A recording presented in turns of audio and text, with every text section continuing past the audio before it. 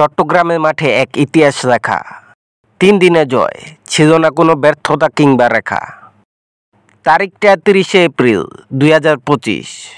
বাংলার বুকে জ্বলল এক অলরাউন্ডারের সূর্য।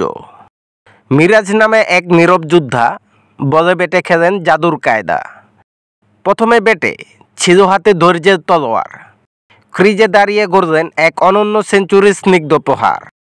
সেকেন্ড সেশনের আলোয় বাজল ব্যাটের গান, মাতিয়ে দিলেন প্রাঙ্গণ ভুবন। মিরাজের তখন ১০০ রান। ১৬ রানে শুরু, শেষে দাঁড়ালো শতক ছুঁয়ে। প্রতিপক্ষ হতচকিত, দলে হাসি ফুটে উঠল পূর্ণ ছায়ে। তারপর সময় এলো বল হাতে জাদু দেখানোর। জিম্বাবুর ব্যাটসম্যানরা যেন পেতেছিল দুঃস্বপ্নের আধার। এক এক করে ভেঙে দিলেন প্রতিপক্ষের স্তম্ভ। শেষ সেশনে তুলে নিলেন ইনিংসে ৫ উইকেট মহামূল্য। একই দিনে ৫ উইকেট ও শতক।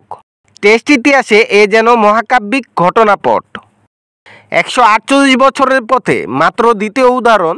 ইয়ান বোথামের পাশে নাম লেখালেন এক বঙ্গ সন্তান। সেই বোথাম যিনি ৪ দশক আগে গড়েছিলেন কিংবদন্তি কীর্তি নিজের হাতে। তবে যিনি জিততে পারেননি সেই ম্যাচের ফল। ড্রতে শেষ হয়েছিল তার কাব্যিক কৌশল।